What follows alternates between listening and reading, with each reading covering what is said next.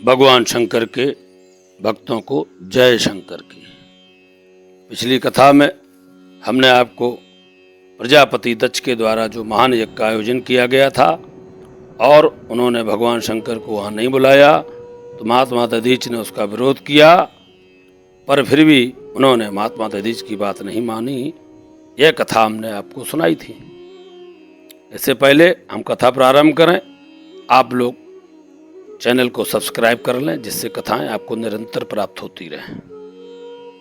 तो आज की कथा में दक्ष यज्ञ का समाचार माता सती को पता चला है, तो उन्होंने भगवान शंकर से वहां चलने का अनुरोध किया है।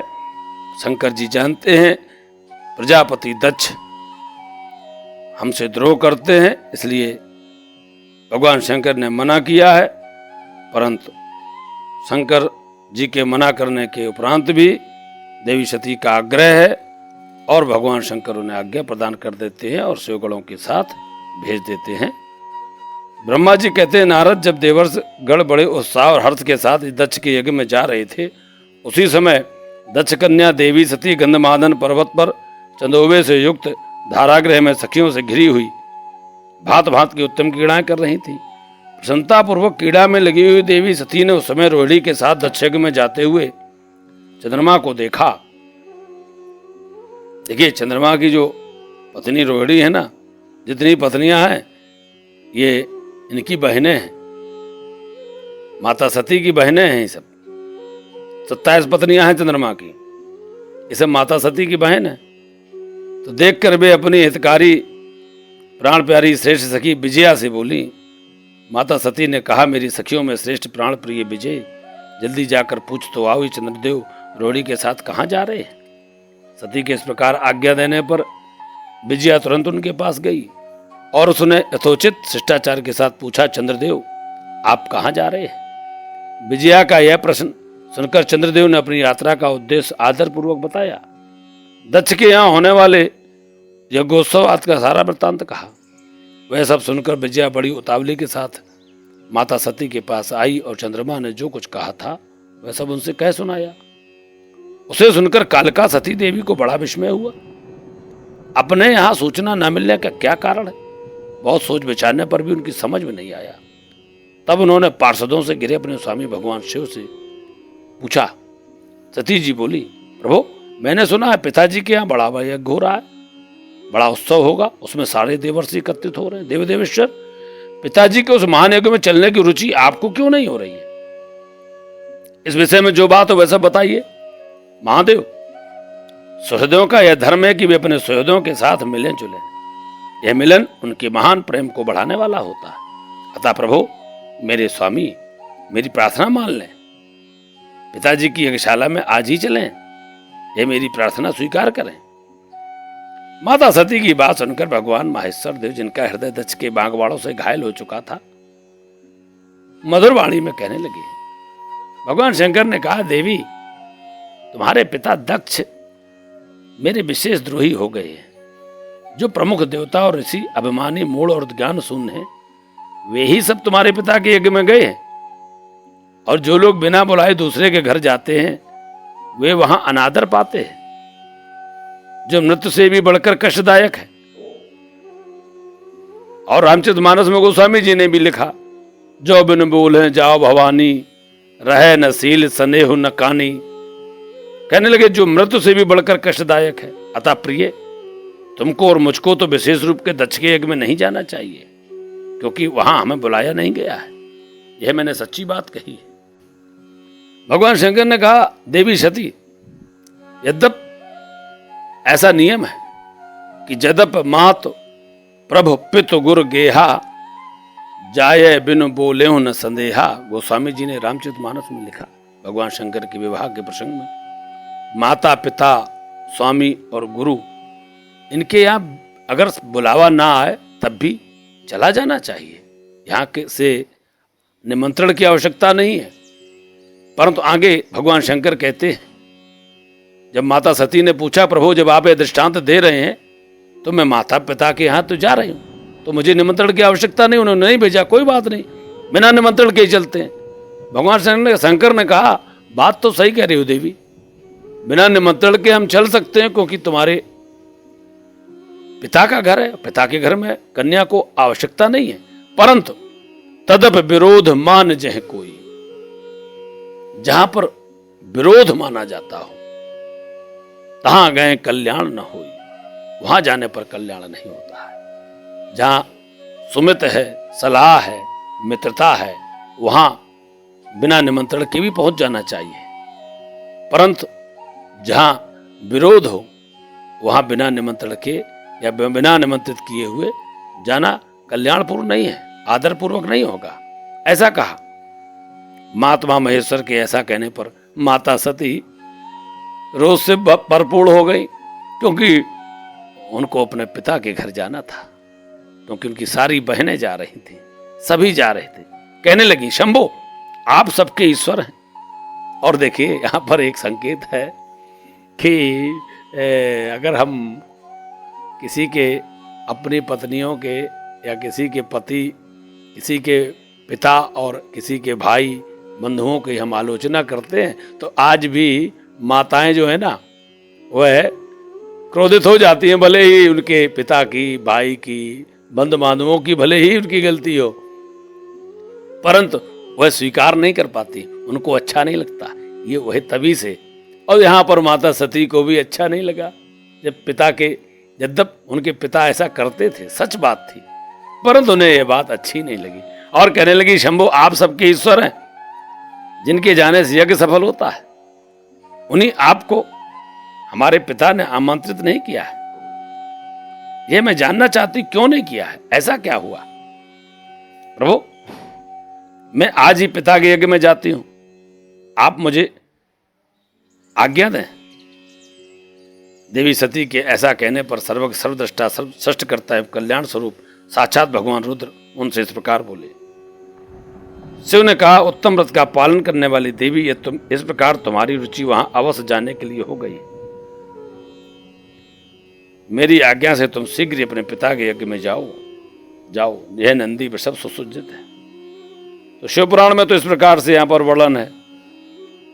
इसी प्रकार से श्री रामचरितमानस में गोस्वामी जी ने कहा है कि शंकर जी ने समझाया है, माता सती नहीं मानी है, तो भगवान शंकर ने कह दिया कि ठीक है, जाओ, जो इच्छा हो वही करो। ये नंदी वृषभ सुसज्जित है। कहने लगे, तुम एक महारानी के अनुरूप राजोपचार साथ लेकर सादर इस पर सवार होकर बहुसंख्यक प्रमथ गणों के साथ तुम यात्रा करो। प्रिय, इस विभूषित वृषभ पर तुम आरूढ़ हो जाओ। भगवान रुद्र के इस प्रकार आदेश देने पर माता सती अपने पिता के घर को चल देती और साथ में शिव के प्रिय और महान वीर प्रमथगण प्रसन्नता पूर्वक उछलते कूदते चले जा रहे हैं। और इस प्रकार माता सती जब अपने पिता के यहां पहुंची तो सती जी उस स्थान पर गई जहां महान प्रकाश से युक्त यज्ञ हो रहा था। वेदी के पास पहुंचती हैं यज्ञशाला में, तो वहां पर उन्होंने भगवान शंकर का स्थान नहीं देखा। और जब उनकी माता ने उनका यथोचित आदर सत्कार किया है, परंतु पिता दक्ष ने उनका आदर नहीं किया। दक्ष त्रास काहू न सन्मानी, सादर भले मिली एक माता, भगनी मिली बहुत मुस्काता। देखिए, माता ही एक ऐसा है, माता का एक जो संबंध है, यह एक ऐसा जो अटूट होता है। देखिए, इस पिता भी एक बार अलग हो जाता है, भाई बहन तो हो ही जाते हैं, परंतु माता कभी अलग नहीं होती। यहां पर संकेत है कि सादर भले मिली एक माता, भगनी मिली बहुत मुस्काता। रामचरितमानस में वर्णन है। बहनों को तो बड़ी मुस्कुरा रही कि लो बिना बुलाए आ गई, भगनी मिली बहुत मुस्काता। और जब माता सती पहुंची हैं, यज्ञशाला में भगवान शंकर का भाग नहीं देखा तो उनको क्रोध आ गया। कहने लगी, प्रजापति आपने परम मंगलकारी भगवान शिव को इस यज्ञ में क्यों नहीं आमंत्रित किया, जिनके द्वारा संपूर्ण चराचर जगत पवित्र होता, जो स्वयं यज्ञवेताओं में श्रेष्ठ यज्ञ के अंग, यज्ञ की दक्षिणा और यज्ञकर्ता यजमान है। उन भगवान शिव के बिना यज्ञ की सिद्धि कैसे हो सकती है? अहो, जिनके स्मरण करने मात्र से सब कुछ पवित्र हो जाता है, उन्हीं के बिना किया हुआ यह सारा यज्ञ अपवित्र हो जाएगा। द्रव्य, मंत्र, आदि, हव्य और कब्य ये सब जिनके स्वरूप है, उन्हीं भगवान शिव के बिना इस यज्ञ का आरंभ कैसे किया गया? क्या आपने भगवान शिव को सामान्य देवता समझकर उनका अनादर किया है? आज आपकी बुद्धि भ्रष्ट हो गई है, इसलिए आप पिता होकर भी मुझे अधम जच रहे हैं। माता सती को क्रोध आ गया, पिता को बुरा भला कहने लगी, अरे ये विष्णु और ब्रह्मा आदि देवता था मुनि अपने प्रभु भगवान शिव के आए बिना इस यज्ञ में कैसे चले आए? ऐसा कहने के बाद शिव स्वरूपा परमेश्वरी सती ने भगवान विष्णु, ब्रह्मा, इंद्र आदि सब देवताओं को तथा समस्त ऋषियों के बड़े कड़े शब्दों में फटकारा। ब्रह्मा जी कहते हैं, नारद, इस प्रकार क्रोध से भरी जगदम्बा सती ने वहां प्रथित हृदय से अनेक प्रकार की बातें कही। श्री विष्णु आदि सब देवता और मुनि जो वहां उपस्थित थे, सती की बात सुनकर चुप रह गए। अपनी पुत्री के वैसे वचन सुनकर कुपित हुए दक्ष ने सती को क्रूर दृष्टि से देखा और इस प्रकार कहा, भद्रे, तुम्हारे बहुत कहने से क्या लाभ है? इस समय यहां तुम्हारा कोई काम नहीं है, तुम जाओ या ठहरो, यह तुम्हारी इच्छा पर निर्भर है। तुम यहां आई ही क्यों? समस्त विद्वान जानते हैं कि तुम्हारे पति शिव अमंगल रूप है, वे कुलीन भी नहीं है, वेद से बहिष्कृत हैं और भूतों, प्रेतों तथा पिशाचों के स्वामी हैं। वे बहुत ही कुवेश धारण किए रहते हैं, इसलिए रुद्र को इस यज्ञ में के लिए नहीं बुलाया गया है। बेटी, मैं रुद्र को अच्छी तरह जानता हूं, अतः जानबूझकर ही मैंने देवर्षियों के सभा में उनको आमंत्रित नहीं किया। रुद्र को शास्त्र के अर्थ का ज्ञान नहीं है, वे उद्दंड और दुरात्मा है।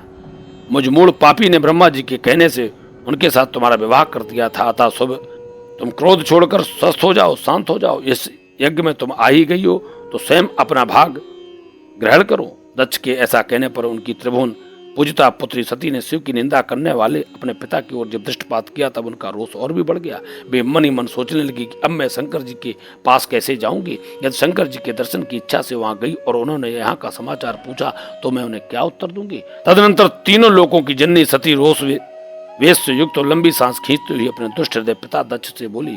सती ने कहा, जो महादेव जी की निंदा करता है अथवा जो उनकी होती हुई निंदा को सुनता है, वे दोनों तब तक नरक में पड़े रहते हैं जब तक चंद्रमा और सूर्य विद्यमान हैं। लिखा है रामचरितमानस में, हरे हरे निंदा सुने झुकाना, होए पाप गोघात समाना। और एक सुंदर श्लोक भी है, यो निंदत महादेवम निंदमानम छोड़ोत्वा ताभवो नरकम यातो यावत चंद्र दिवाकर हो। अर्थात जब तक चंद्रमा और सूर्य विद्यमान है तब तक वह नरक में पड़ा रहता है। जो महादेव जी की निंदा करता है अथवा उनकी होती हुई निंदा को सुनता है। और गोस्वामी जी ने तो आगे भी लिख दिया कि काटे तास जीव जो बसाई, श्रवण मूदनत चले पराई। यदि संभव हो तो ऐसे व्यक्ति की जीभ काट लेनी चाहिए, नहीं तो अपने कानों को मूंद करके वहां से हट जाना चाहिए। अतः तात सती जी कहती हैं, मैं अपने इस शरीर को त्याग दूंगी, जलती आग में प्रवेश कर जाऊंगी। अपने स्वामी का अनादर सुनकर अब मुझे अपने इस जीवन की रक्षा से क्या प्रयोजन है?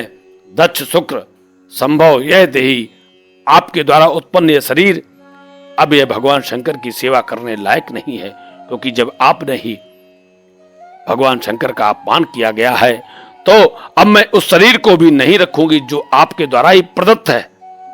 ऐसे शरीर का परित्याग करना ही उचित है। यदि कोई समर्थ हो तो स्वयं विशेष यत्न करके शंभु की निंदा करने वाले पुरुष की जीभ को बलपूर्वक काट डाले, तभी वह शिव निंदा श्रवण के पाप से शुद्ध हो सकता है, इसमें संशय नहीं है। यदि कुछ कर सकने में असमर्थ हो तो बुद्धिमान पुरुष को चाहिए कि वह दोनों कान बंद करके वहां से निकल जाए, इससे वह शुद्ध रहता है, दोष का भागी नहीं होता, ऐसा श्रेष्ठ विद्वान कहते हैं। इस प्रकार धर्म नीति बताने वाली सती को अपने आने के कारण बड़ा पश्चाताप हुआ। उन्होंने व्यथित चित्त से भगवान शंकर के वचन का स्मरण किया। फिर सती अत्यंत कुपित हो दक्ष से, उन विष्णु आदि समस्त देवताओं से तथा मुनियों से भी निडर होकर बोली। सती ने कहा, तात तुम भगवान शंकर के निंदक को, इसलिए तुम्हें पश्चाताप होगा। यहाँ महान दुख भोग कर अंत में तुम्हें यातना भोगनी पड़ेगी। इस लोक में जिनके लिए न कोई प्रिय है न अप्रिय, उन निर्वैर परात्मा परम पिता परमात्मा शिव के प्रतिकूल तुम्हारे सिवा दूसरा कौन चल सकता है?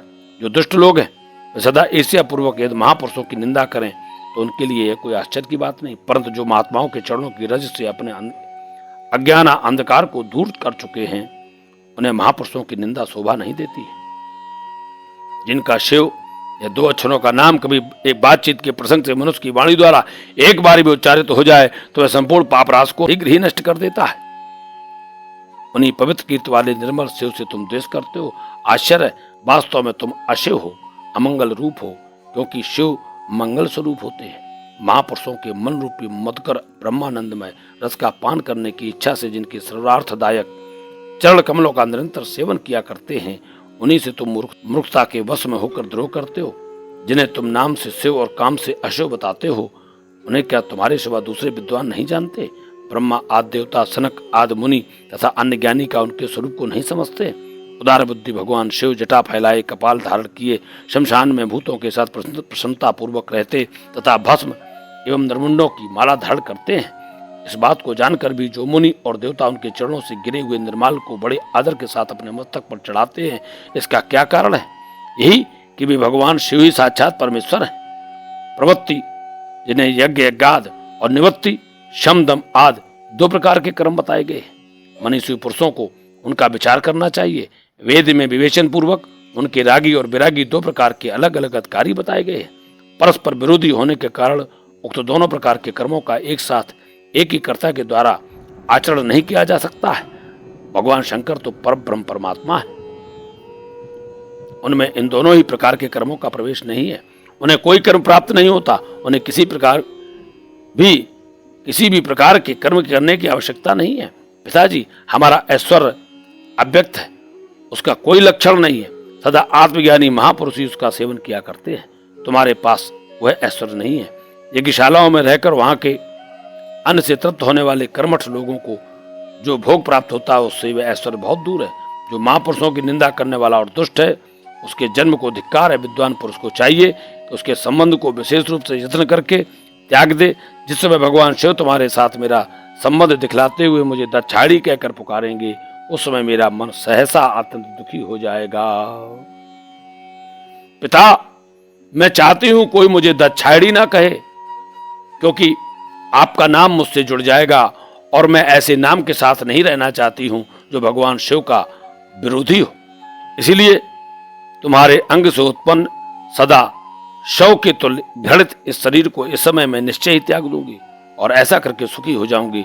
हे देवता और मुनियों, तुम सब लोग मेरी बात सुनो। तुम्हारे हृदय में दुष्टता आ गई है। तुम लोगों का यह कर्म सर्वथा अनुचित है। तुम सब लोग मूढ़ हो, क्योंकि शिव की निंदा और कलह तुम्हें प्रिय है। अतः भगवान हर से तुम्हें इस कुकर्म का निश्चय पूरा दंड मिलेगा। ब्रह्मा जी कहते, नारद उस यज्ञ में दशरथा देवताओं से ऐसा कहकर सती देवी चुप हो गई और मन ही मन अपने प्राण बल्लभ शंभु का स्मरण करने लगी। और यहाँ अगली कथा में हम आपको माता सती का प्राण त्याग और दर्शकों का हाहाकार, पार्षदों द्वारा दक्ष पर आक्रमण, प्रभुओं द्वारा भगाया जाना आदि कथाएं यहाँ से अगली कथा में आपको सुनाएंगे। तब तक के लिए जय शिव शंकर की।